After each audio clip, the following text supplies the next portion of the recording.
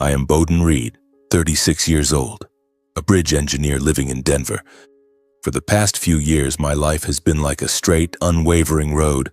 No twists, no stops, just work and silence. I liked it that way because it helped me forget the things I didn't want to remember. But deep inside, I have always carried a heavy regret. I was never able to protect my younger sister, Sienna. She died 3 years ago in a car accident that I always felt was somehow off. The police concluded it was a random accident, slippery road, rain, loss of control. But I didn't believe it. Sienna was the most careful person I knew, and her death, it was too sudden, too senseless. I wasn't there for her at the time, and now it's too late. For the past 3 years, I've buried the pain by throwing myself into work. Every day was the same. Wake up early, drink a cup of black coffee with no sugar, then head to the construction site. Measuring, calculating, building bridges that connect riverbanks or mountain slopes. I spoke little, smiled little, and those around me respected that. They called me the man of principle, always on time, always precise, always keeping my distance. But this weekend, everything changed. I don't know why.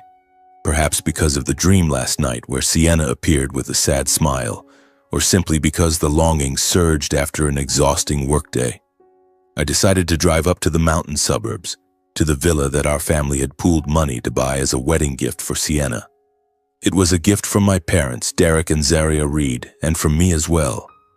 We wanted her to have a peaceful place to start her new life with her husband, Cedric Holt. Now, that villa is nothing but a memory, a place I haven't returned to since the funeral. I started up my old pickup truck, filled the tank, and began the journey. The mountain road was winding, cold wind rushing through the slightly open window, carrying the scent of pine forest and damp earth. I imagined the villa must be in a pitiful state of abandonment. Windows covered in thick dust, roof tiles moldy from rain and snow, the flower garden withered and neglected. 3 years with no one around, Cedric probably couldn't be bothered to check on it, busy with his new life or whatever. I wondered if the villa was still intact or if time and nature had swallowed it whole. My heart beat a little faster at the thought of stepping inside, touching Sienna's mementos. Perhaps I would sit on the porch, gaze out over the valley, and try to forgive myself for failing to save her. As the truck turned onto the road leading up the hill, I nearly slammed on the brakes. Before me was not the desolate scene I had imagined. The front garden was blooming vibrantly, deep red roses crowding alongside golden marigolds as if they were watered and pruned daily. The stone pathway was spotless, not a single fallen leaf scattered, even though autumn had passed and golden leaves were carpeting the roads. I rubbed my eyes, wondering if I had the wrong address. But no. The house number was still there, and the familiar shape of the villa stood clear. The house was bright, windows slightly ajar to let the breeze in, the exterior strangely clean. White paint still glossy, not a stain or cobweb in sight. My heart began to pound. Who had done this? Cedric. But he lived down in the city, and since Sienna's death, he had barely kept in touch with the family. Or someone else? I parked, turned off the engine, and stepped out with slightly trembling legs. The villa keys were still in my pocket, the set Sienna had once given me as a spare. I took a deep breath, trying to steady myself. Perhaps a kind neighbor or a cleaning service Cedric had hired. But an uneasy premonition kept rising, like an undercurrent. I unlocked the front door. The click echoed in the unnaturally quiet air. Stepping inside, I was even more stunned. The house was cozy and tidy, not a speck of dust. The faint scent of lavender essential oil lingered in the air, as if someone had recently burned a candle. The walnut furniture gleamed without a scratch or fingerprint. The bed in the bedroom was neatly made, blankets and pillows folded precisely, as if waiting for the owner to return.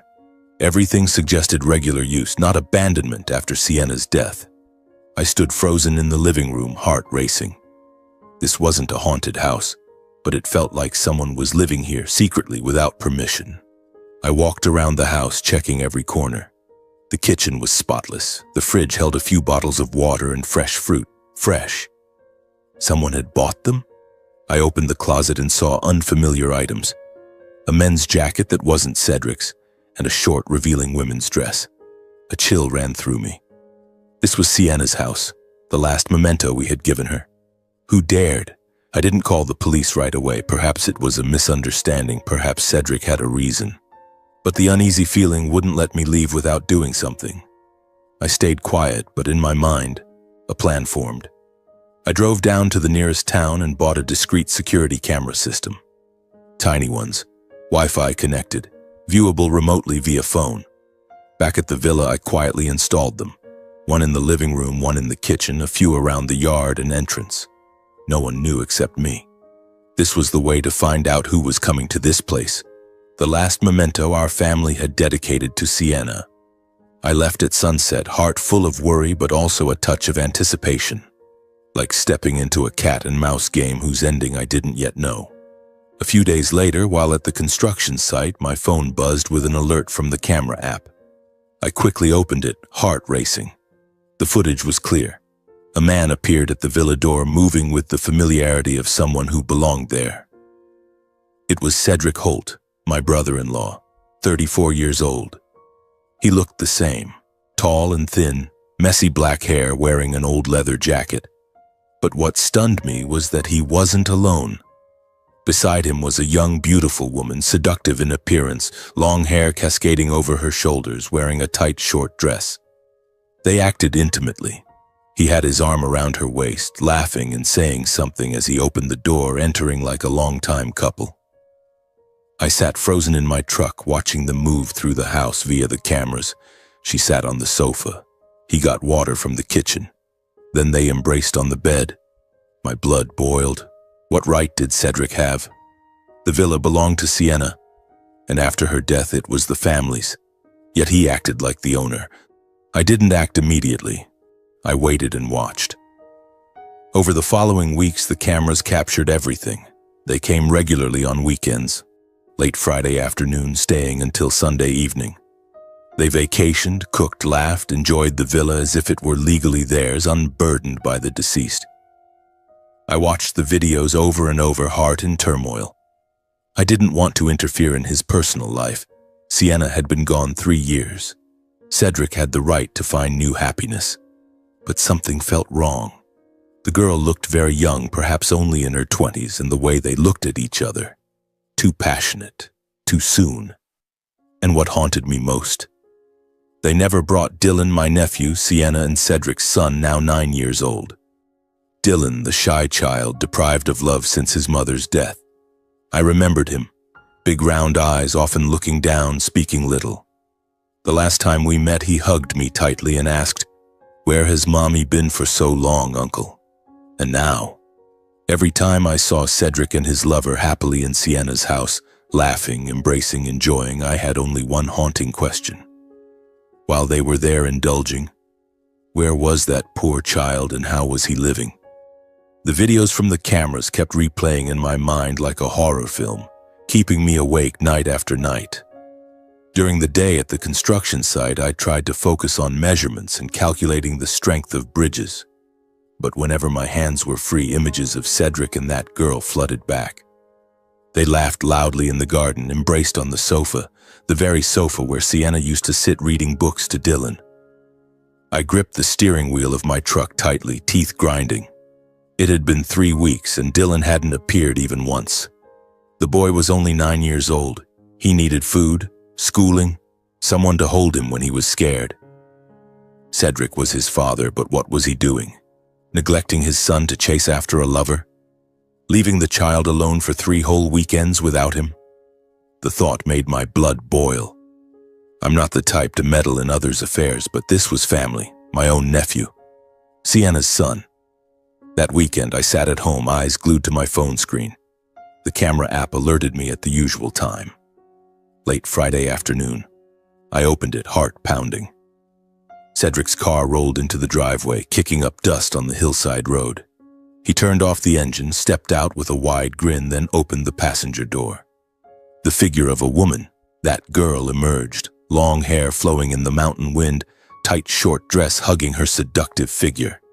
They embraced right at the door as if the villa were their private love nest. I turned off the screen and stood up abruptly. 3 weeks was more than enough. No more watching from afar. I had to confront them. I jumped into my pickup, started the engine, and sped up the mountain road. Wind howled through the windows, but the fire in my chest burned hotter. I would ask directly about the villa, about them, and most importantly, about Dylan. The road up the hill was winding, but I drove like a maniac, braking hard at the curves. My heart raced wildly, hands gripping the wheel until my knuckles turned white. I imagined the confrontation. They would be surprised. Cedric would stammer excuses, but I didn't care.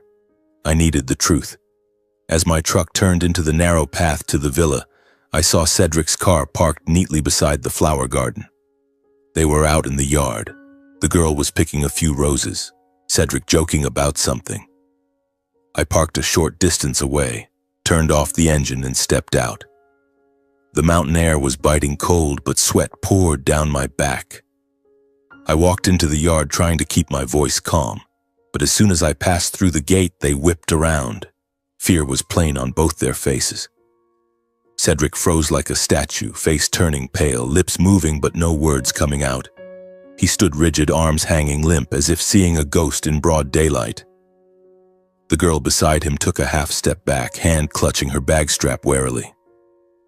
I stopped, taking a deep breath. The atmosphere was tense to the point of suffocation. Mountain wind whistled, leaves rustled, but between us, only deadly silence. I forced a smile and raised my hand in greeting. "Hey, Cedric, long time no see?"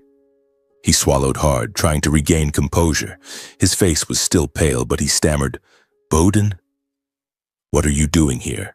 Why didn't you call first?" His voice trembled like a child caught red-handed. The girl stood still, eyes sizing me up. I turned to her, keeping my tone gentle. "Hello? I'm Bowden, Sienna's brother."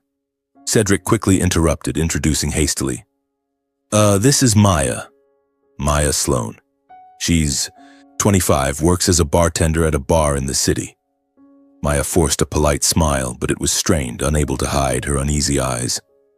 Her posture was stiff, as if concealing something major. I nodded, observing. She was young and beautiful, but there was something artificial in that smile, like a mask. We stood there for a moment, the air heavy. I didn't want to beat around the bush. After brief small talk, "How's work? Or nice weather today, huh?" I got straight to the point. My heart pounded hard, but I kept my voice steady. "Cedric, I know you and Maya come here most weekends. This is Sienna's villa, as you know.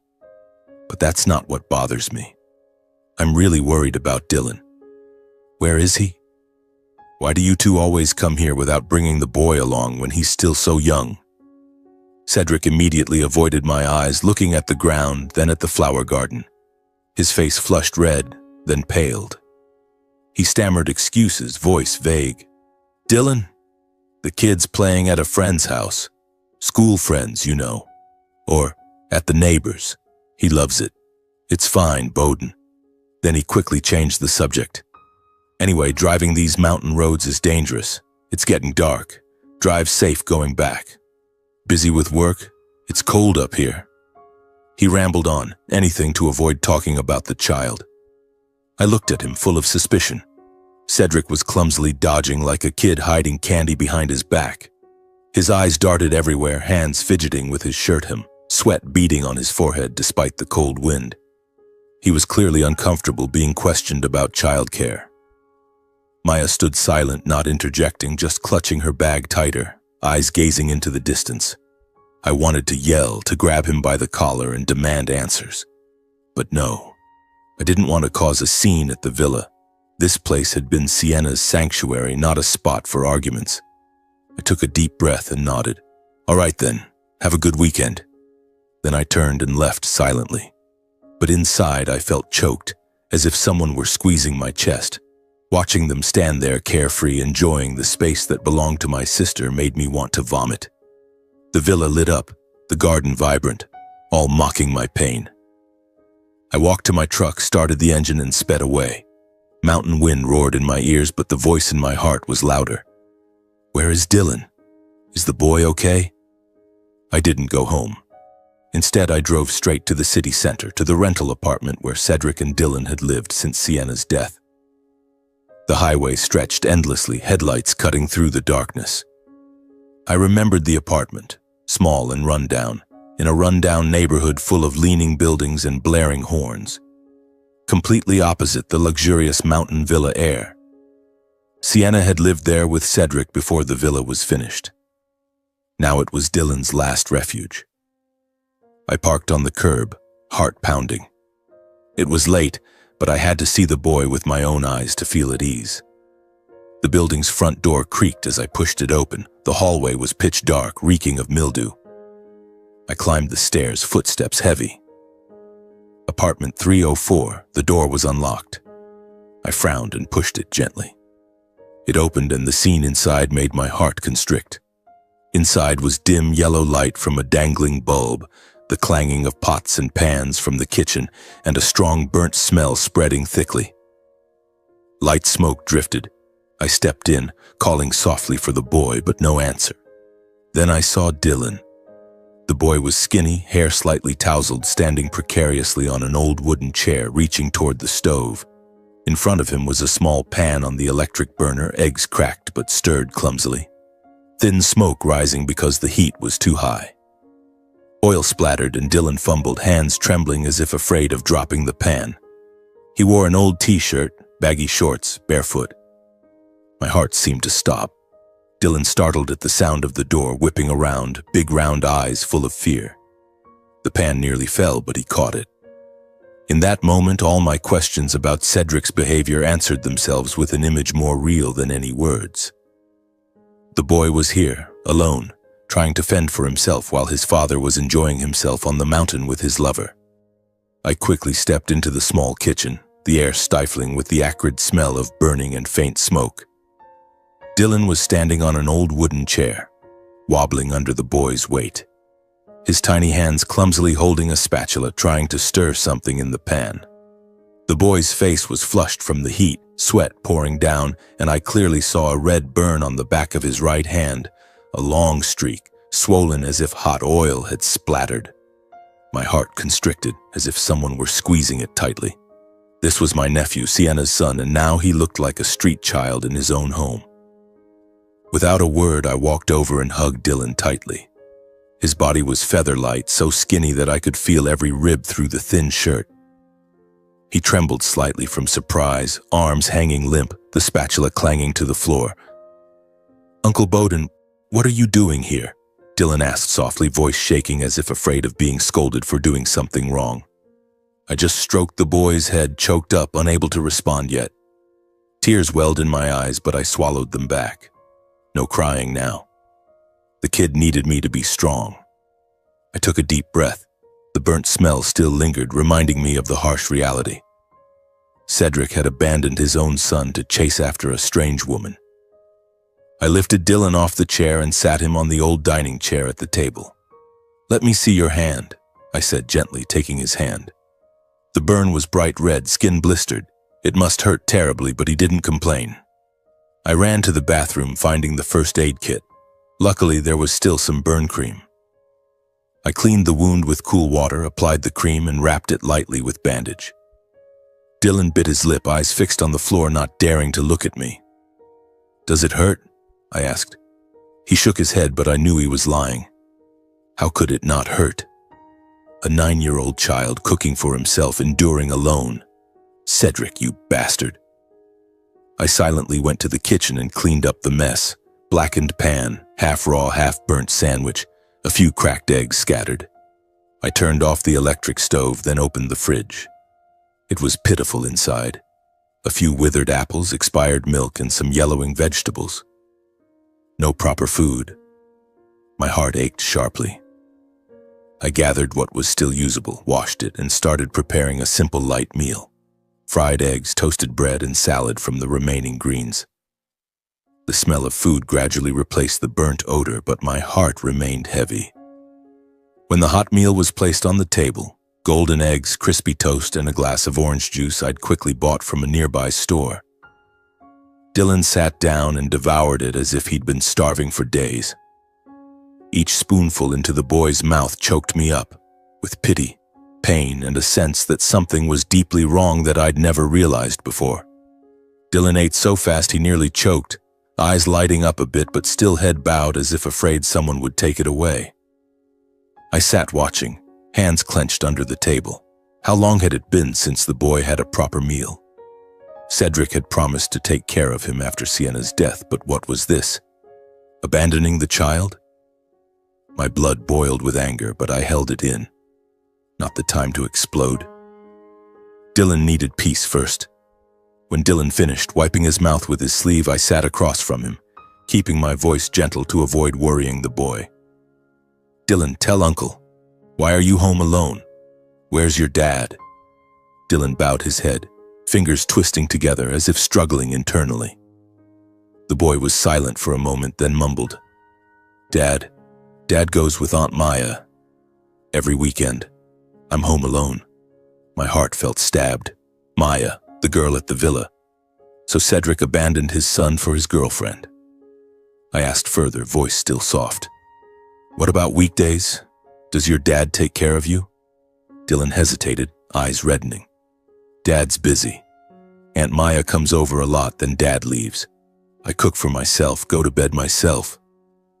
I swallowed hard, trying to stay calm. I asked if anyone said anything to him, scolded or scared him. Dylan bowed his head lower, hands twisting tighter. The boy's voice was barely a whisper. He said that Dad and Aunt Maya often scolded him, calling him a nuisance, disobedient. Sometimes Dad even said he was old enough to fend for himself. Those words left me stunned. Dylan was only 9, far too young to care for himself, let alone be treated like a burden. A nuisance? The boy was his son, his own flesh and blood. I imagined the scene. Cedric snapping, Maya smirking, Dylan shrinking in a corner. My blood boiled, fists clenching. How dare he? If Sienna were alive, she would never let her son suffer like this. I hugged Dylan and whispered, It's okay. Uncle's here now. After calming him and putting Dylan to bed, I told fairy tales, rubbed his back until his eyes closed. I sat silently on the old sofa, mind blank. The room was pitch dark, only the even breathing from Dylan's bedroom. I looked around, cracked walls, worn furniture, chilly atmosphere. This had once been Sienna's home. Now it was hell for her son. I knew I couldn't let this continue. Cedric had to be held accountable. But now I needed to act. Call the police? No, not enough yet. I thought of CPS, Child Protective Services. They would help, but my heart was full of worry. What would happen to Dylan if separated from his father? No matter how awful Cedric was, he was still the dad. I sat there until late, mind reeling with memories. Newborn Dylan, Sienna holding him with a radiant smile. And now, I had to save the boy. For the rest of the weekend, I stayed at the apartment, caring for Dylan like a real father. Saturday morning, I took him out for breakfast at a nearby pancake place. Hot stacks, sweet syrup. Dylan ate slowly, eyes brightening, shyly smiling when I joked. Those rare smiles from Dylan both relieved and pained me. We walked in the park. I pushed the swing. Dylan laughed loudly, wind tousling his hair. It had been so long since the boy was this happy. In the afternoon, we played inside, building with Lego, drawing pictures. Dylan drew one, a family with Sienna in the center, but Cedric faded. I hugged him, heart aching. Evenings, I cooked dinner, roasted chicken, fresh salad. Dylan ate his fill, then fell asleep on my shoulder. Sunday was the same, grocery shopping, buying new things for the boy, clothes, books. We watched cartoons, laughing loudly. But every time Dylan asked, "Is Dad home yet, Uncle?" my heart tightened. I lied. Your dad will be back soon. But inside I knew. I wouldn't let Cedric continue like this. Monday morning I woke early and drove Dylan to school. The boy hugged me tightly at the gate, eyes glistening. Then I went straight to Child Protective Services, CPS. The office was in the city center, a gray building bustling with people. I sat waiting, heart anxious. When it was my turn, I clearly explained the signs. Dylan left unsupervised, burned from cooking alone, lack of proper food, Cedric absent for extended periods without arranging care. The caseworker, a middle-aged woman with stern eyes, took detailed notes. "Do you have evidence?" I described the villa cameras, my visit, Dylan's words. She nodded and opened a file. "We'll conduct an unannounced inspection, assess the living environment's safety, and work directly with Cedric Holt regarding his parental obligations under the law." I left the office, heart a bit lighter.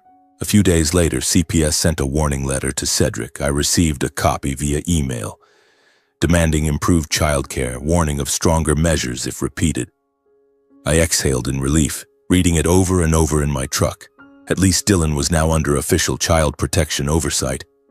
But intuition told me this wasn't over. How would Cedric react? And Maya? I drove home, mind full of worry. Dylan needed me more than ever.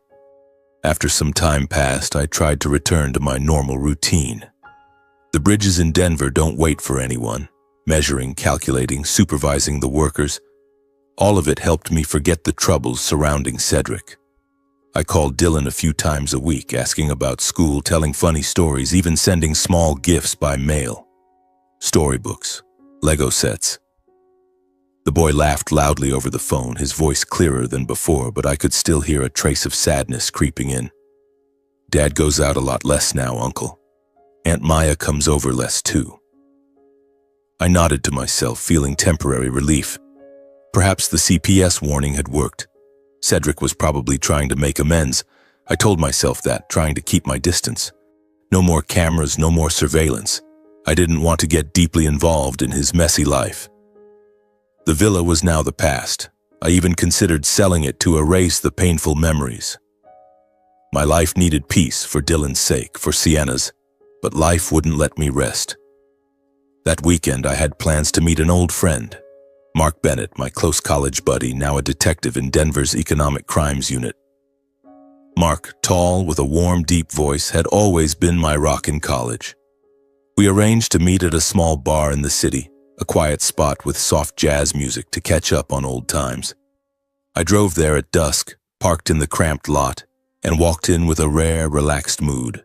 The smell of fresh beer and faint cigarette smoke lingered, muffled laughter from a few groups of patrons. But as soon as I pushed the door open, I hesitated slightly. This bar felt familiar. Then I realized this was exactly where Maya Sloan, my brother-in-law's mistress, worked. I remembered Cedric stammering the introduction at the villa. She works as a bartender at a bar in the city. Yes, this was it. My heart beat faster. Maya was behind the bar, mixing cocktails with practiced moves, hair tied high, professional smile on her face. I didn't want to draw attention, didn't want more trouble. Cedric's affairs were his own. I chose a table in a dark corner hidden behind a pillar, quietly waiting for Mark. I ordered a beer, eyes on my watch, trying not to glance at the bar. While waiting, the place gradually filled up. Jazz music played softly, patrons pulled chairs noisily. I sipped my beer, mind wandering to Dylan. The boy had a math test today. I'd promised to call about the results. But then, my eyes inadvertently stopped at the bar. Maya was there, wiping glasses, chatting and smiling with a customer. What caught my attention more was the man sitting next to her. He was heavily tattooed, dragons coiling on muscular arms, a menacing face with a scar across his cheek, short cropped hair, wearing a black leather jacket. Not a regular patron. The two talked intimately, laughing, occasionally leaning in for him to lightly kiss her cheek like a real couple. Maya giggled, hand stroking his arm. My heart pounded. Who was this?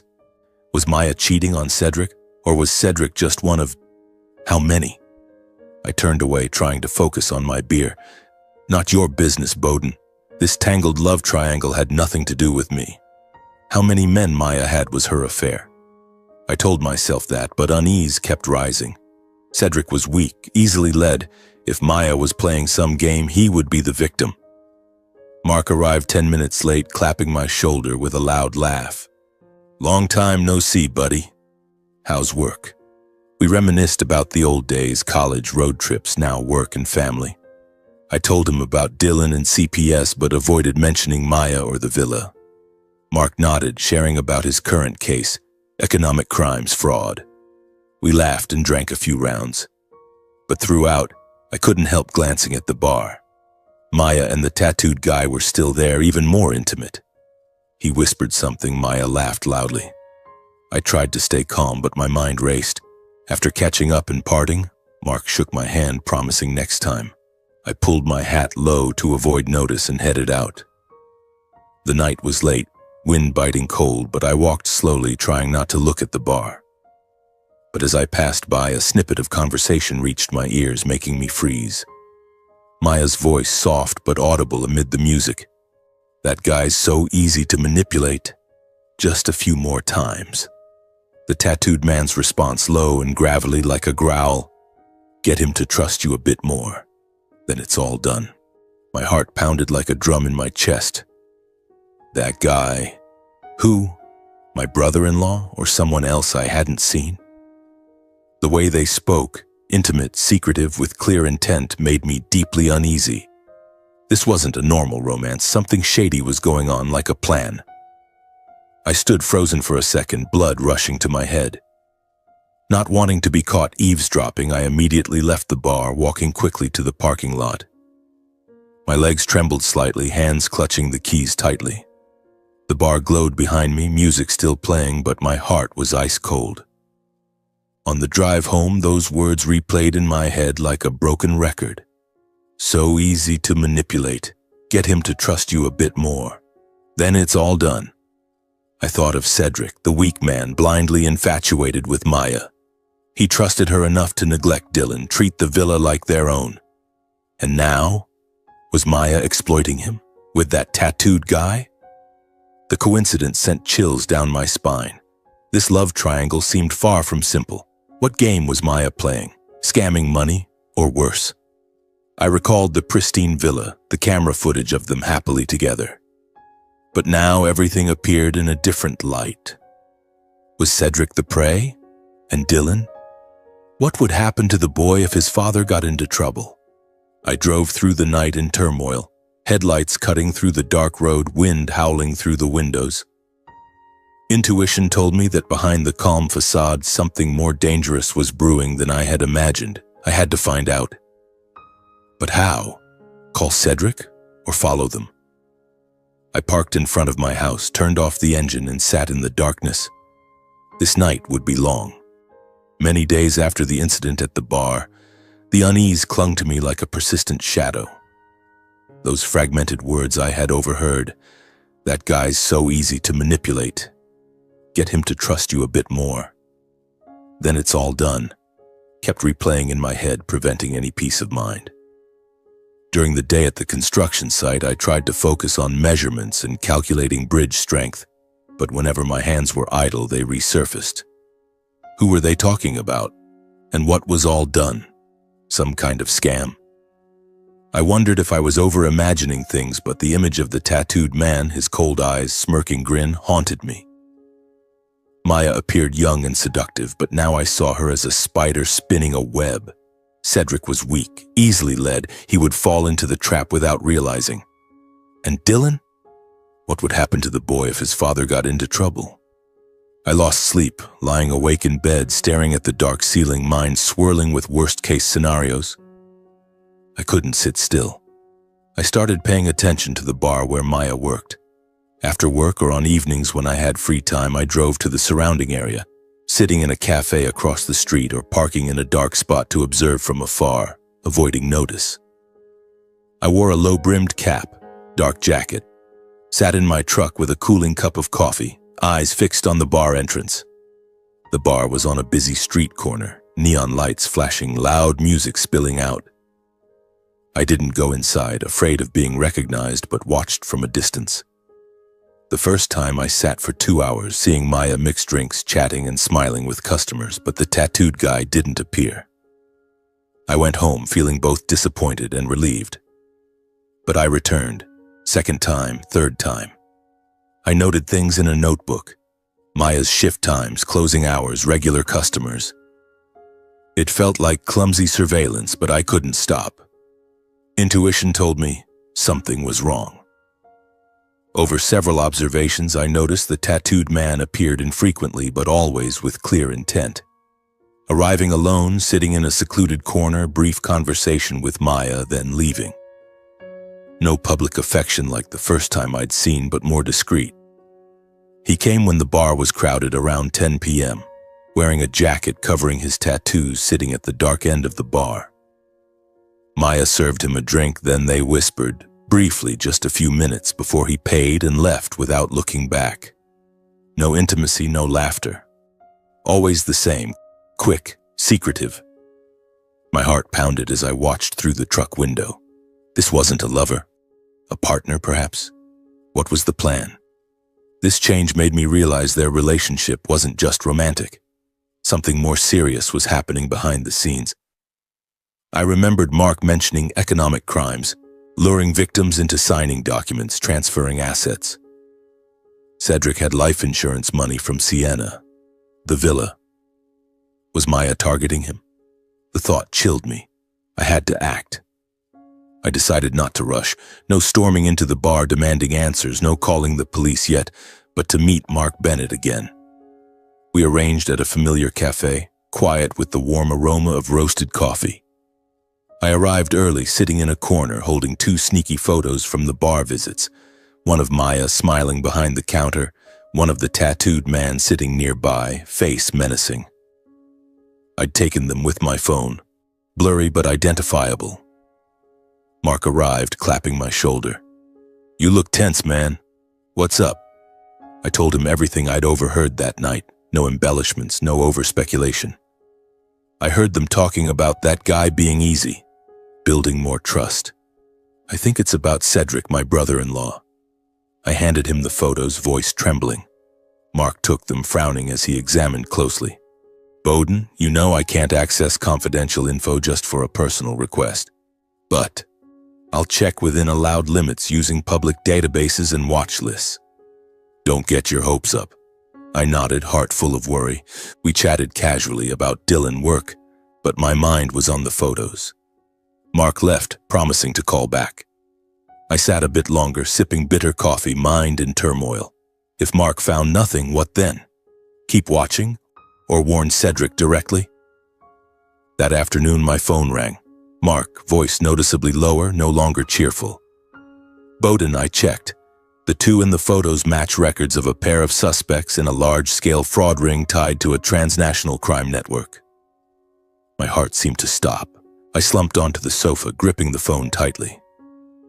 Mark explained the group lacked enough evidence for arrests but was under suspicion and surveillance, linked to multiple cases of luring victims into signing financial documents, transferring assets, or fronting shady transactions. They target vulnerable, trusting people or those in unhealthy relationships. They use women like Maya to lure, then the guy, his name's Jax, with a prior record, handles the rest. Mark emphasized, "From my description, Cedric Holt was at high risk of being the next target. He's soft, has money, assets. Perfect for them." This truth left me reeling. I knew Cedric was weak-willed, lacking resolve, easily manipulated, the exact prey such organizations sought. He was blindly infatuated with Maya, neglecting Dylan, treating the villa like their own. And now, was Maya getting him to sign something? Transfer the villa, or the insurance money? I thanked Mark, hung up, the room falling silent. My mind raced. Sienna died 3 years ago. An accident? Or related? No, don't think that. But unease surged. I couldn't let it go further. I decided to meet Cedric and talk. I had to warn him whether he believed me or not. I drove to his apartment, heart pounding. The door opened. Cedric was on the sofa, Dylan playing Lego in the corner. The boy ran over and hugged me, smiling happily. Cedric frowned. "What are you here for?" I spoke slowly, trying to stay calm, recounting what I'd seen at the bar, detail by detail, no additions, no excessive speculation. I emphasized that Maya wasn't simple, that I'd overheard her and the tattooed man talking about manipulating someone, and that Cedric was likely the target. "I'm not here to argue," I said. "I just want you to be careful. Some things aren't coincidences." Cedric was silent for a few seconds, but it wasn't thoughtful silence. His face flushed red, jaw clenching. He stood abruptly, the chair behind him crashing loudly. "Who do you think you are lecturing me?" he shouted. "You think I'm an idiot? You've been looking at me like that for ages, like I'm worthless just because I don't live the way you want." Before I could respond, Cedric pointed straight at my face. "You're making this up, aren't you? All because you don't want me and Maya at that villa anymore. It's Sienna's villa, so what? She's dead. You have no right to decide for me." Dylan shrank in the corner, arms wrapped around his knees, eyes reddening. I glanced at the boy, lowering my voice. "Cedric, Dylan's here. Calm down." But that only fueled the fire. "You dare mention the kid?" Cedric roared. "You reported to CPS, didn't you? You're the one who had them inspect my home. What do you want? To steal my son?" He stepped closer, voice shaking with rage. "You ruin my life, then pretend to be the good guy. Bastard!" The room descended into chaos. Dylan started crying silently, shoulders shaking. I stood still, neither retreating nor advancing. "I don't want to take anything from you," I said, voice deepening. "If I drew CPS's attention, it's only because Dylan doesn't deserve to live like this." Cedric paused briefly, but his eyes quickly hardened with hatred. He said, "Get out. Out of my house. Never come back." I looked at Dylan one last time. The boy didn't dare lift his head. I understood my warnings were meaningless now. Cedric heard nothing beyond his own fear and anger. I turned and left, carrying a heavy feeling. I knew I couldn't save Cedric, but Dylan, I still could. I realized Cedric was too blinded by his feelings for Maya to listen to reason. He could no longer distinguish truth from manipulation. His eyes blazed, voice trembling with fury. I stayed calm, no more arguing. Before leaving, I left one final warning, gentle but firm. Keep your distance from those you're blindly trusting and watch over Dylan. The boy needs you. Cedric turned away, no response. I hugged Dylan one last time, whispering, "Take care of yourself, okay?" Then I walked out, heart heavy. Leaving Cedric's apartment, I descended the stairs feeling almost suffocated. Not from the argument, but from the clear sense that something very wrong was unfolding. A danger I hadn't fully seen, but could feel approaching step by step. All signs pointed the same way, and my intuition screamed that if I didn't act now, the consequences would be irreversible. After the confrontation with Cedric, I knew there was nothing more I could do. All my advice had been brushed aside, and Cedric was sinking deeper into his delusions and blind infatuation with Maya. He looked at me like an enemy, eyes blazing, voice trembling with anger. "You just want to ruin my life," his words still echoed in my head on the drive home. I had tried my best, telling him everything I'd observed, even mentioning Mark and the police warning. But it was useless. Cedric was so blinded that he saw Maya as everything, as his escape from the pain of losing Sienna. I could only stay silent, hoping things wouldn't get worse, hoping CPS would monitor closely, that Dylan would be safe, and that Cedric would wake up before it was too late. But deep down, I knew that hope was as fragile as a thread. I drove home in light rain, streetlights blurring on the wet pavement, heart full of unease. That night I sat alone in the living room, staring out the window, mind swirling with the worst scenarios. What were Maya and the tattooed man planning? Would Cedric lose everything? Money, the villa, even Dylan? A week passed slowly, as if time were stretching to test my patience. I tried to return to my daily rhythm. Early rising, black coffee with no sugar, then to the construction site. The roar of machinery, dust filling the air, bridges gradually taking shape under my hands. All of it helped me forget temporarily. I called Dylan every day, asking about school, telling funny stories to make him laugh. "What fun thing did you learn today?" "I got an A today." His clear voice lightened my heart, but I could still hear the underlying sadness. "Your dad's busy a lot, huh?" Dylan hesitated. "Dad goes out with Aunt Maya a lot, but he promised to come home early." I swallowed hard, trying not to press further. I didn't return to the bar, didn't follow anymore, afraid of being spotted, afraid of complicating things further. But night after night I dreamed of Sienna, my sister, standing there with sad eyes. "Protect Dylan for me." I woke up drenched in sweat, heart pounding. I knew I was waiting for a bomb to go off. That morning I woke early as usual, body tired but mind alert. Sunlight filtered through the curtains, birds singing in the yard, a normal day in Denver. I brewed a hot cup of coffee, the aroma filling the small kitchen, then sat on the sofa and turned on the morning news. Weather, politics, sports, all passing by as usual. I took the first sip of coffee, the familiar bitterness awakening my senses, but then my hand froze, the cup nearly dropping. On the screen was Cedric Holt, being escorted into the station by police, hands cuffed behind his back, face gaunt, eyes sunken. The news ticker read clearly, the reporter's voice cold. "Suspect in murder case turns himself in early this morning.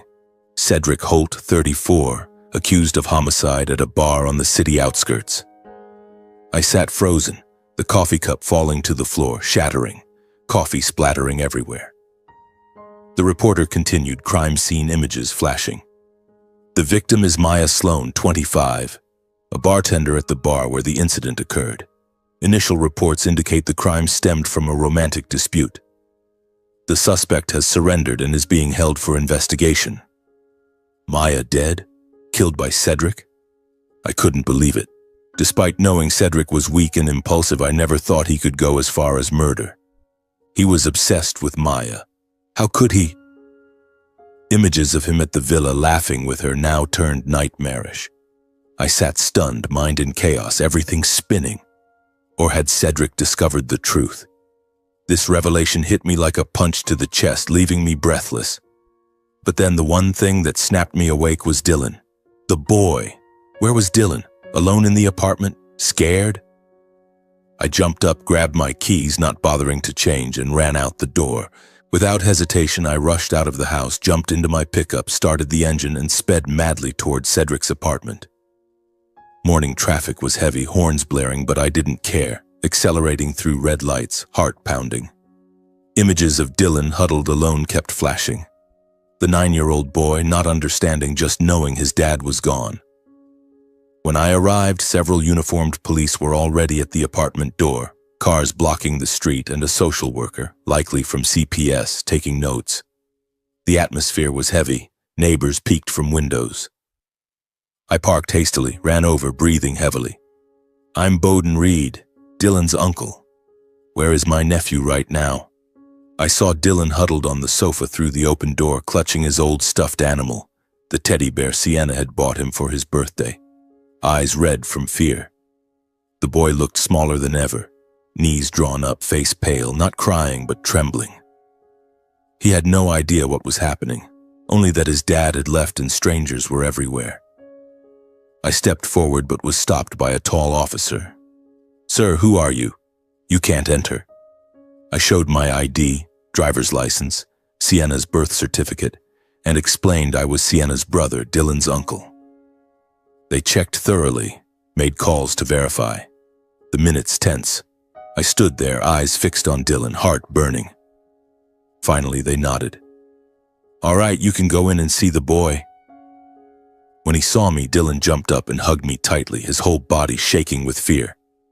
"Uncle Bowden, where did Dad go? Why are the police here?" The boy's voice broke, tears flowing.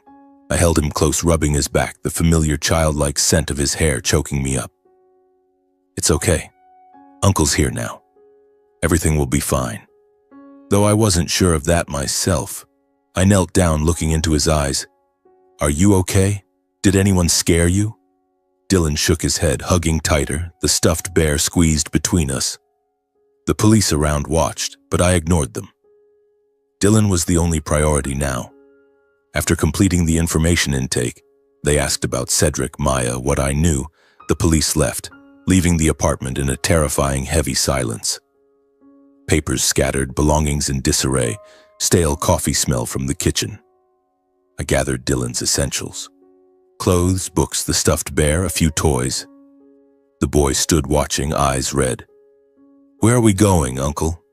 I forced a smile. To Uncle's house. You'll stay with me for a while, okay?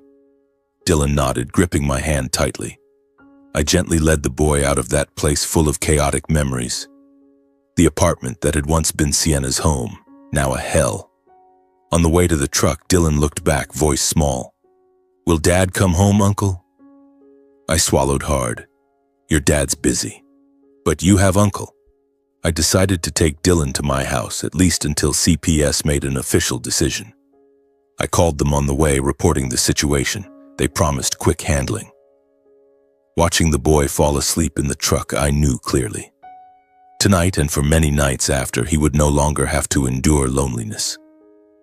I would protect him for Sienna, for Cedric. But the tragedy had exploded and I felt the darkness still looming. When I brought Dylan home, I tried to stay calm, even though my heart was in complete turmoil. My small apartment in Denver, where I'd lived alone for years with simple furniture, stacks of engineering books on the shelves and the lingering scent of coffee, suddenly became a refuge for the boy. Dylan stepped inside, still clutching his stuffed animal tightly, eyes looking around bewildered, as if he didn't understand where he was. I forced a smile and led him to the kitchen. Sit here, kiddo. Uncle will warm some milk for you. I poured milk into a mug, microwaved it, then sat beside him at the table. Dylan huddled up, legs dangling without touching the floor, face pale after a terrifying night. I rubbed his shoulder, voice gentle. Don't be scared, okay? Uncle's here now. Dylan nodded, but his eyes were still red, tears streaming down. After seeing him calm down a bit, breathing more steadily, hands no longer shaking, I gently asked, Tell Uncle what happened. What went on last night? Dylan buried his face in his knees, voice small and trembling, as if gathering all his courage to speak. Last night, Dad brought Aunt Maya home. I was sleeping, but I heard the door open. Then, they started arguing. I clenched my fists, trying to keep my voice steady. How did they argue? Dylan swallowed, eyes fixed on the floor. Really badly, Uncle. I didn't understand what they were saying, just heard yelling, things slamming, glasses breaking, chairs falling. I was so scared. The boy's voice broke, tears pouring out. I hugged him tighter, heart aching like it was being cut. Imagining the scene. Cedric and Maya, the lovers I'd seen laughing at the villa, now tearing into each other in the cramped apartment while Dylan cowered in his room. Terrified, he hid in his room, clutching his stuffed animal and covering his ears, trying to block out the noise. I covered my ears the whole time, but I could still hear. Then heavy footsteps. Dad opened my door, face all red, said shortly he had to go out for a bit, then slammed the door, leaving me alone. Hearing that made my heart feel squeezed. Dylan waited forever, but his dad didn't return.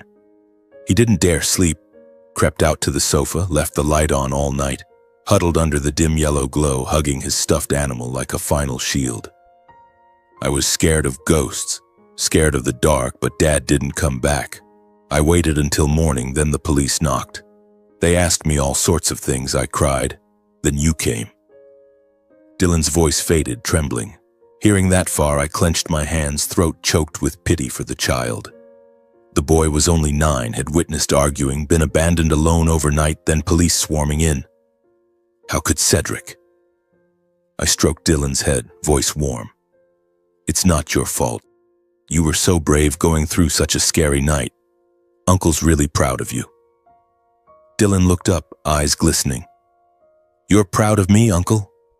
I nodded and hugged him tight, but inside anger boiled. Cedric, you coward, so blinded you'd let your son suffer like this. And Maya, now dead, but where did this tragedy start? Dylan tiredly leaned his head on my shoulder.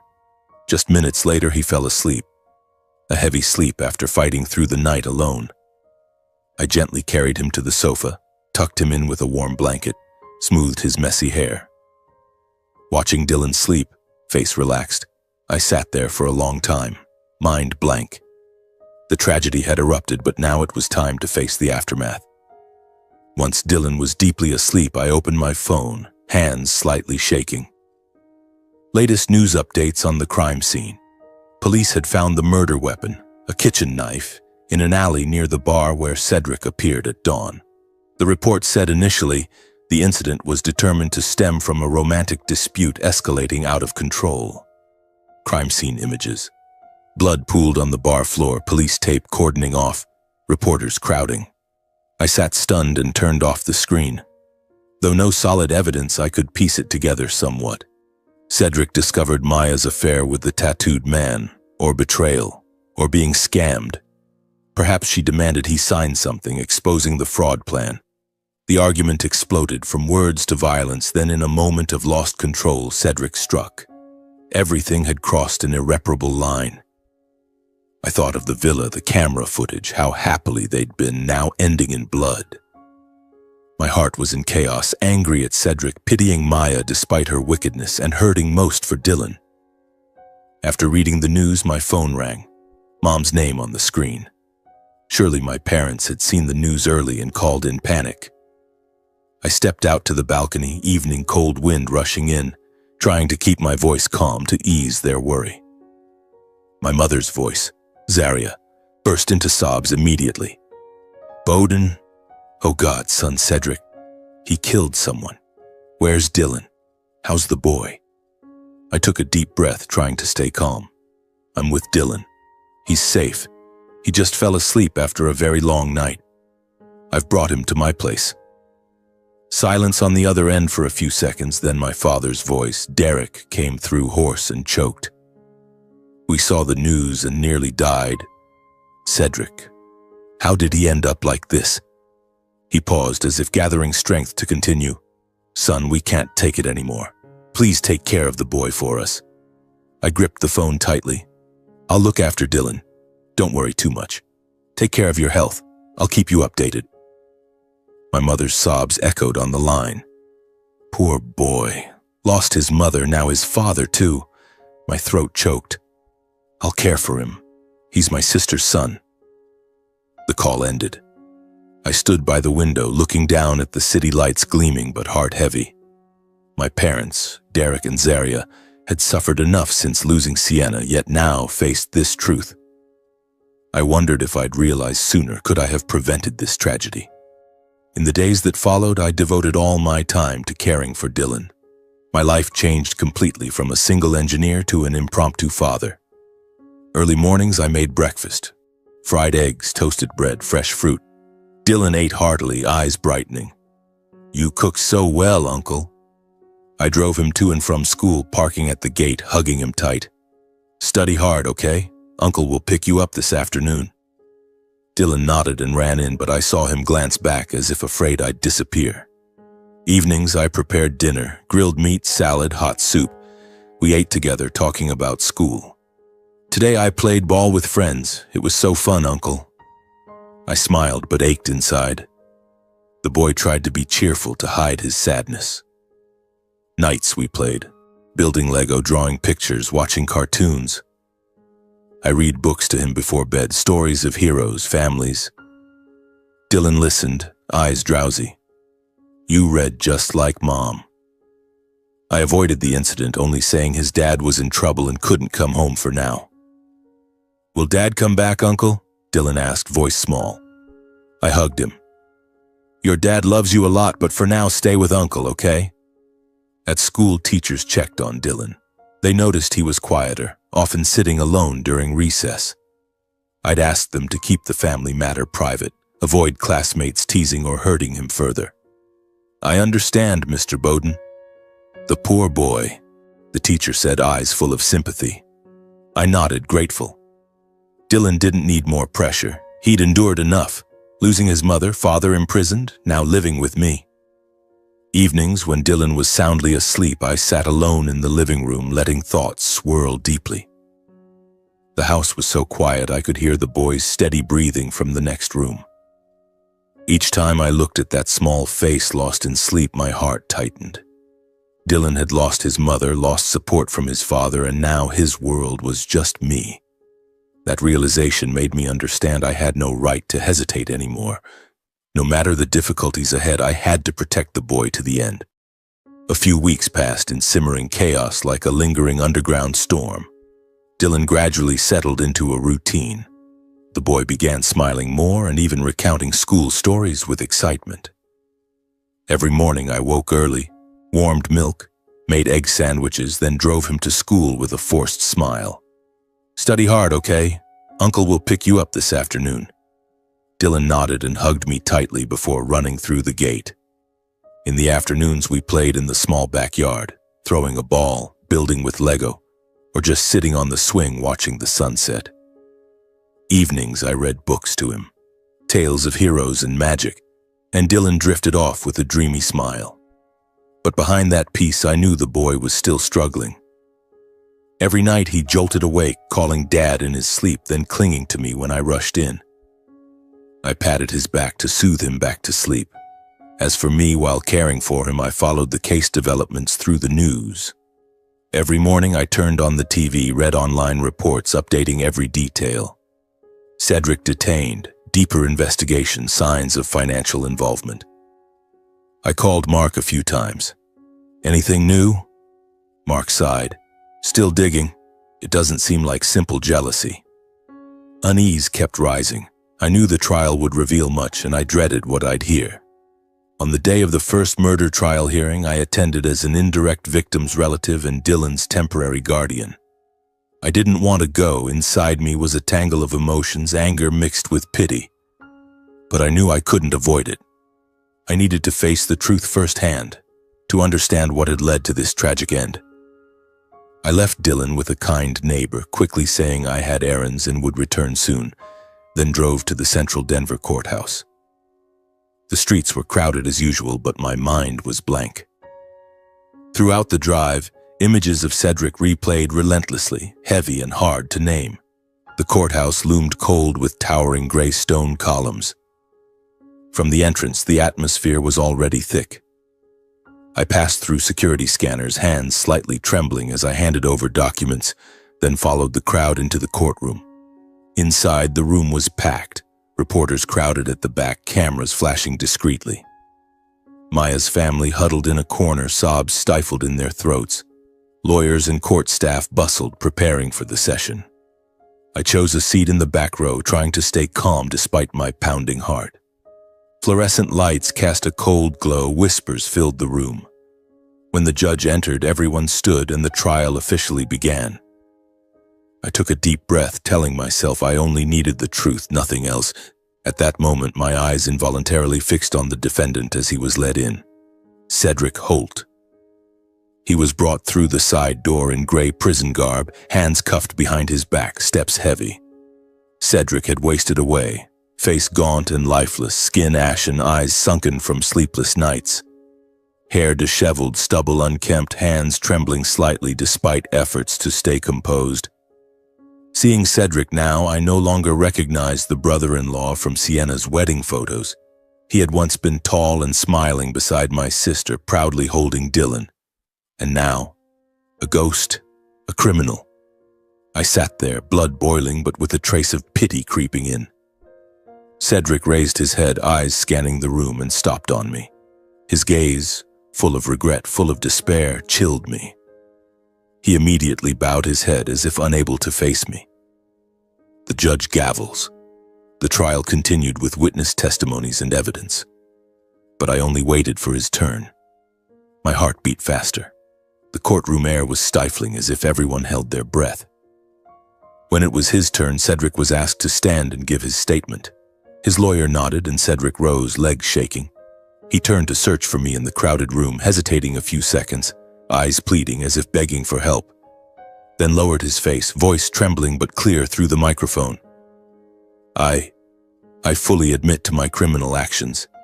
I killed Maya Sloan in a fit of rage after a heated argument. The courtroom fell silent, only the scribbling of reporters.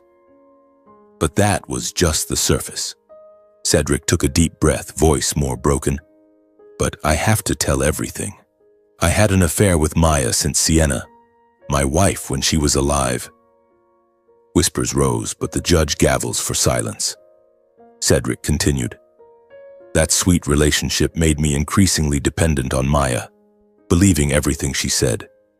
It was Maya who suggested lured, manipulated us both into planning to kill Sienna to claim her life insurance. The entire courtroom went dead silent as Cedric began detailing it. Hearing this, my blood seemed to freeze. My breath caught, ears ringing, the world spinning. Kill Sienna? My sister, the kind, forgiving one who always smiled and loved life. Killed by her own husband for money? I never imagined my sister's death was caused by the man she shared a bed with.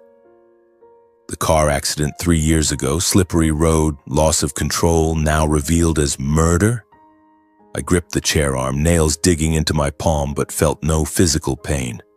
Only the heart-wrenching agony, like being torn apart. Cedric continued, voice halting and shaking. After Sienna died, Maya promised we'd build a new life with the insurance money. But it was all lies. She used me, exploited me. He paused, swallowing, eyes red.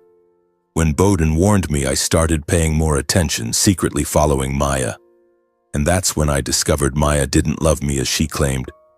She was involved with another man and planning to move on without me. I sat there, body cold, sweat pouring despite the air-conditioned room. Before me, Cedric continued his testimony, voice trembling but trying to stay steady. Not just emotional betrayal, Maya intended to exploit me to the end, forcing me to take out loans in my name, transfer assets she would control. Sienna's villa, the insurance money, all of it. His voice broke. Tears welled up, streaming down his gaunt, worn face after days in custody. Overwhelmed by pain and betrayal from all sides, I confronted Maya the night of the murder to get answers. The confrontation turned into a fierce argument. She mocked me, called me a fool. I clenched my hands until numb as he continued. In a moment of uncontrollable rage, I killed her. I truly loved her. But everything was a lie. I sat there, body ice cold, heart feeling crushed. I looked at the man standing in court, the one who had once called me brother, held Dylan proudly, and couldn't comprehend how a person could cause such ultimate pain. Cedric, the betrayer, the murderer, now crying in regret but too late. The moment Cedric confessed, Sienna's death was my fault. I felt the world spiral. His voice echoed in my head, repeating, my fault. I killed Sienna for the insurance money. I didn't hear the jury murmuring, didn't hear the judge gavels for silence, didn't hear Maya's family's stifled sobs. I only heard one sound, my heart shattering as the truth about Sienna's death was exposed, from the mouth of the husband she had trusted most. I sat motionless, tears streaming without realizing. Sienna, my sister, the family's emotional pillar, always smiling despite hardships. She married Cedric, trusting him, bore Dylan, loving him. And now, she died because of him. I recalled the pouring rain at the funeral, Dylan sobbing uncontrollably, Cedric holding him, pretending grief. All lies. The unease about the accident, slippery road, loss of control, now crystal clear. Premeditated murder. I gripped tightly, nails breaking skin and drawing blood, but physical pain was nothing compared to the heartache. The trial continued, lawyers asking more, but I heard nothing. My mind reeled. How dare he? How evil was Maya? And Dylan? What if the boy learned his father killed his mother? I stood up, leaving the courtroom midway, legs trembling. In the hallway, I leaned against the wall, gasping. Tears poured. Sienna, I'm sorry. I couldn't protect you. In the weeks following the first trial hearing, I lived in a nameless emptiness. Everything around me seemed hazy, as if I were walking through thick fog, unable to see the path ahead. I still woke up in the mornings, brewed coffee, drove Dylan to school, and forced a smile when the boy told stories about his friends, but inside, everything felt like it was collapsing layer by layer. I watched Dylan running and playing in the yard, laughing loudly as he threw the ball, and wondered why life was so cruel. The boy was only 9 years old, had lost his mother to murder, and now, his father to prison. I tried to create a normal life for him. Warm breakfast, picking him up for afternoon play, reading books to lull him to sleep at night. But night after night, when Dylan was soundly asleep, I sat alone in the living room, mind blank, with only Cedric's confession echoing. Killed Sienna. For the insurance money. I punched the wall, tears streaming, but didn't dare cry loudly for fear of waking the boy. Why hadn't I suspected sooner? The unease about Sienna's accident, slippery road, loss of control, now a harsh truth. News about the case dominated the media daily like an unending nightmare. Every morning I turned on the TV and there it was, glaring headlines like, "Husband kills wife for insurance money, shocking confession in court," accompanied by images of a gaunt Cedric, Maya smiling in old photos, and even Sienna, my sister, from funeral pictures 3 years ago. Each report was a knife twisting into memories of Sienna.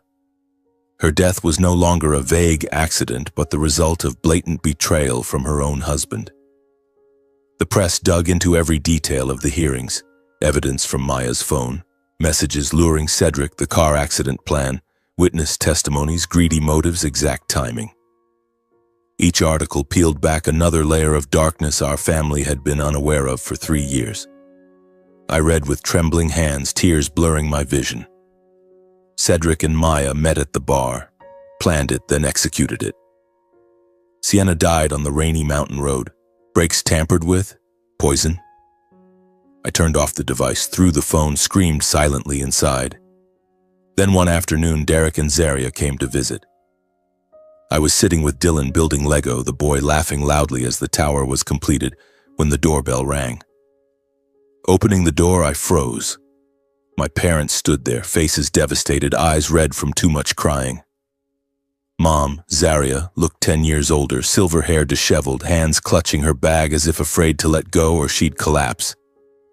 Dad, Derek, stood behind, shoulders slumped, eyes vacant. When I opened the door wider, Zaria burst into loud sobs, rushing to hug me tightly as if holding on to the last remnant of Sienna. She cried uncontrollably, shoulders shaking. "Sienna, our daughter. How did it come to this?" I hugged Mom, tears streaming, but tried to keep my voice steady. "Come inside, Mom, Dad." Derek stood behind, trying to stay composed, but his hands trembled and his eyes showed complete breakdown, like a once strong man now utterly shattered. When they entered and saw Dylan curled up asleep on the sofa, tired after playing, mouth still slightly smiling in dreams, Zaria burst into sobs again. She sat beside him, gently stroking his hair, lips trembling. "Poor boy, he's lost his mother, now his father too. Dylan, Grandma and Grandpa are here." Dylan woke, bewildered, hugging her, not understanding why she cried. Derek sat at the dining table, forehead in his hands, eyes distant. He spoke softly, as if to himself.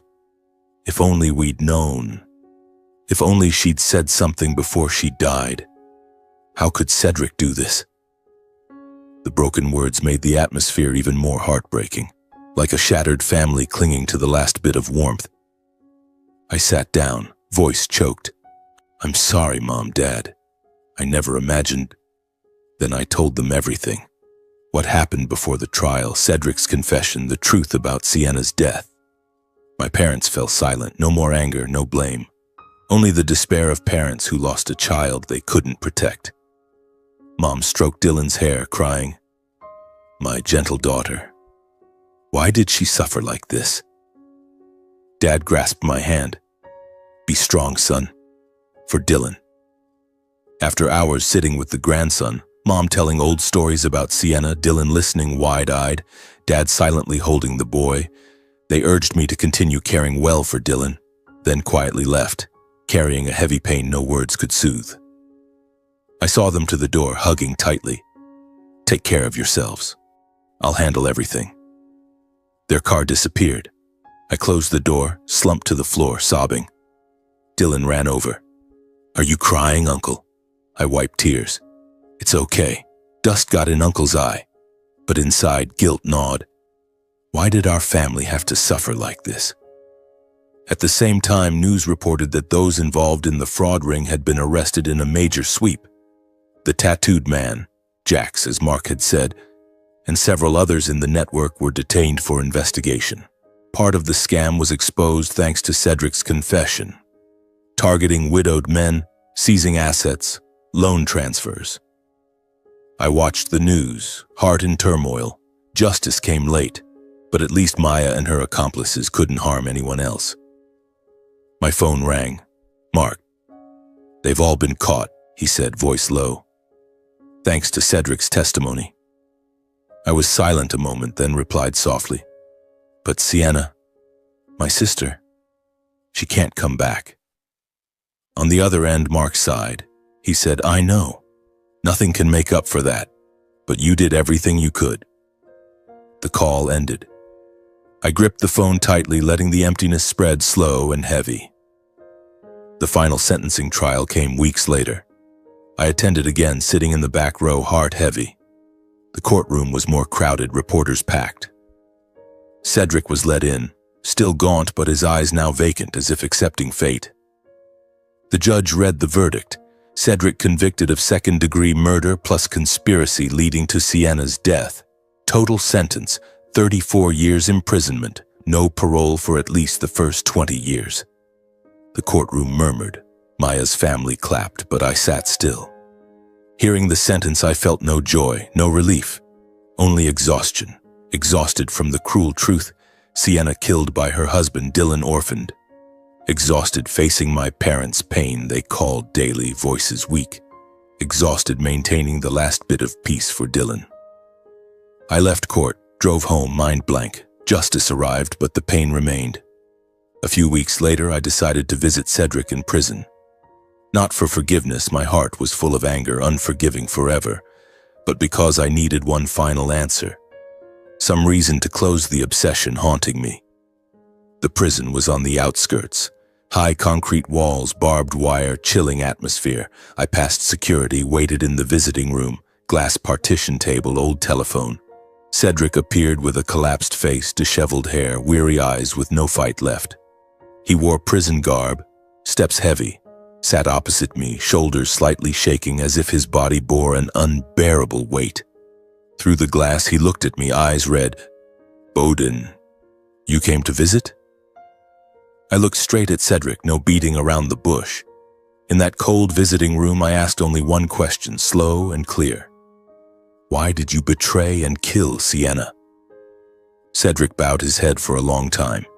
His hands clenched until knuckles whitened, as if holding himself from crumbling. After a while, he looked up, eyes bloodshot, voice trembling, but each word clear. "I was weak. I was greedy.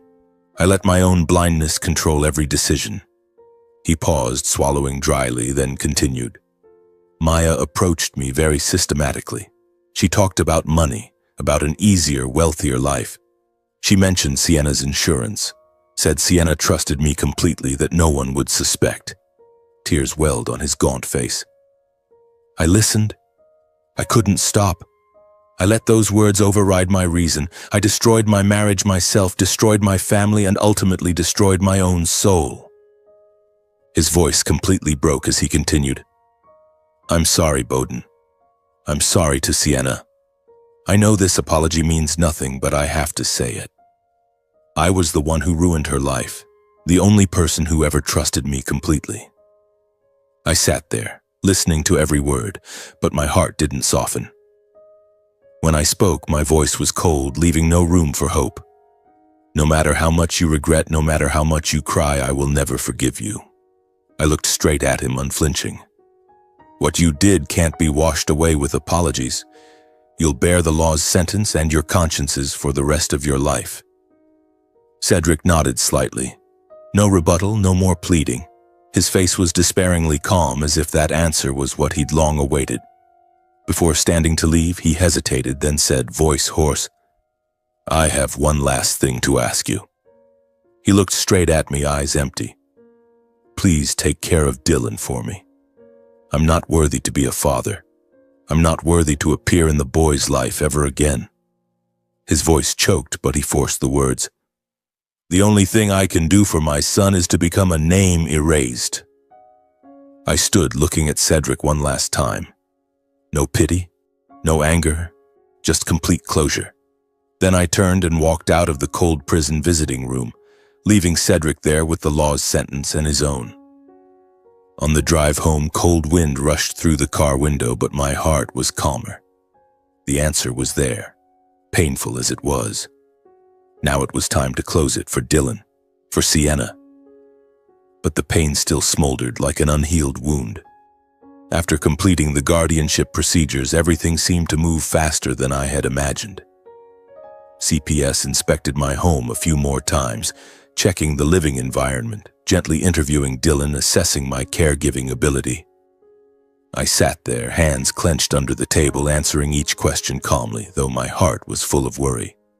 "Mr. Reed, are you certain you want to adopt your nephew? This is a long-term commitment," the social worker asked, eyes scrutinizing me. I nodded firmly. "Absolutely certain.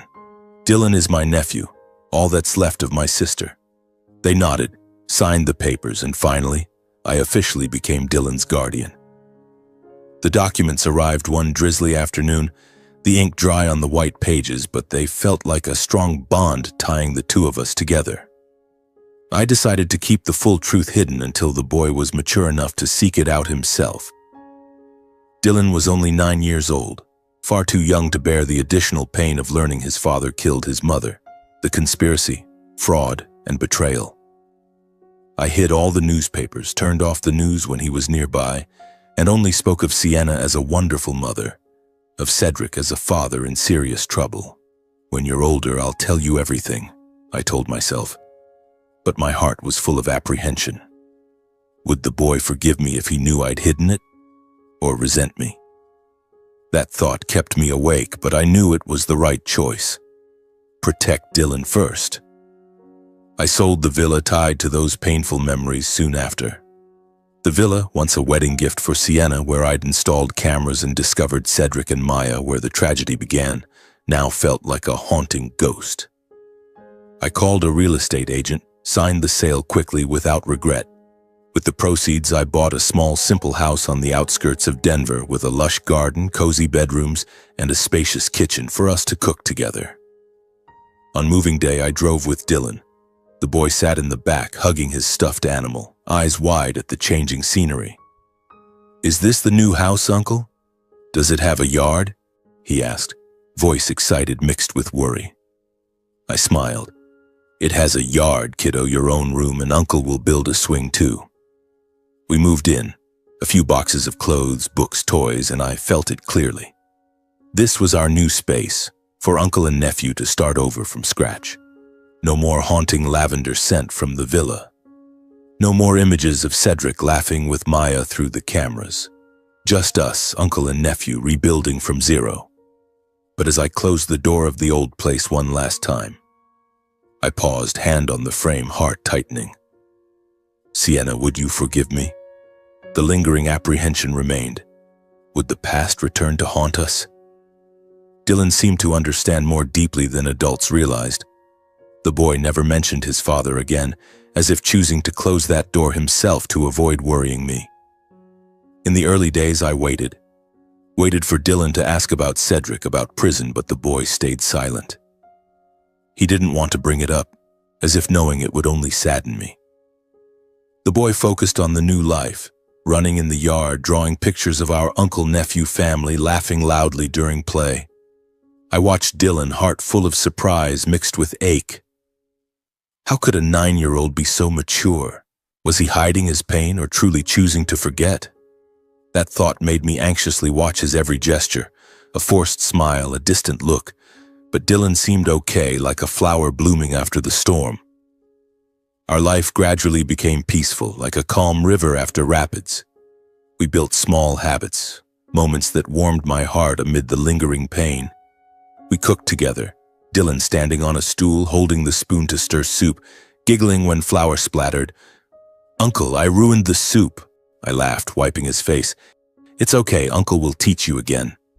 Afternoons we did homework, Dylan biting his pencil solving math, me sitting beside explaining, heart swelling with pride when he exclaimed, "I get it now, Uncle." Friday nights we watched cartoons, sprawled on the sofa, eating popcorn. Dylan leaning his head on my shoulder, laughing at the silly characters. Weekends we raced to see who woke first, Dylan usually won, running in to shake me.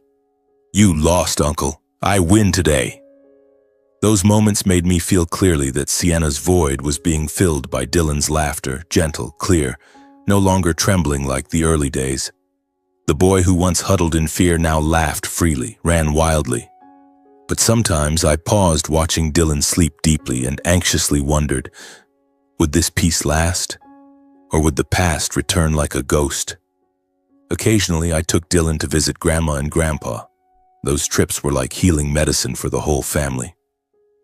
Arriving at their suburban home, Dylan rushed in, hugging Zaria tightly. "Grandma, I missed you so much."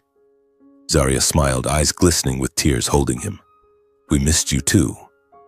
Watching my parents hug Dylan, showing him how to water plants or garden, Derek kneeling, holding the watering can. "Just a little water, grandson, the plant will grow slowly." I saw in their eyes a light that had long faded and now reignited, the light of hope. My mother, Zaria, who had cried endlessly after the trial, now smiled when Dylan picked flowers for her. "Thank you, my love." My father, Derek, who had been silent, now told funny stories, making Dylan laugh loudly. Those visits filled me with anxious warmth. Was this hope fragile or enduring? But watching Dylan run in Grandma and Grandpa's garden, I knew. We were healing, little by little. One late autumn afternoon, I watched Dylan running in our new yard, laughter mingling with the biting cold wind, golden leaves swirling around the boy. He chased the ball, face flushed, shouting in delight. I stood on the porch holding a hot coffee mug, silently watching. That moment made me pause and reflect on the painful journey. From returning to the villa and uncovering secrets following Maya reporting to CPS to the murder tragedy, shocking trial and prison visit with Cedric. It all felt like a long nightmare, full of suspense, unease, pain. But now, watching Dylan laugh loudly, I realized that clinging to the good had saved us both from the darkness. We had nearly fallen. I once empty, Dylan once terrified, but love had pulled us up. From all the events, I understood that loss can break people, but it can also make them stronger to protect what's left. Sienna gone, Cedric imprisoned, but Dylan here, and I would be strong for the boy. I realized facing the truth, no matter how bitter, is the only way to end the pain and begin healing. No fleeing, no hiding forever. I would tell Dylan when he was older, but now, let him be happy.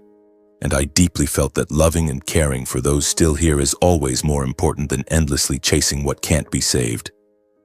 Sometimes they are the reason to keep going. Dylan, with his clear laughter, warm hugs, was my reason. We would live, be happy despite the smoldering past. And perhaps that was the most beautiful ending to this tragedy.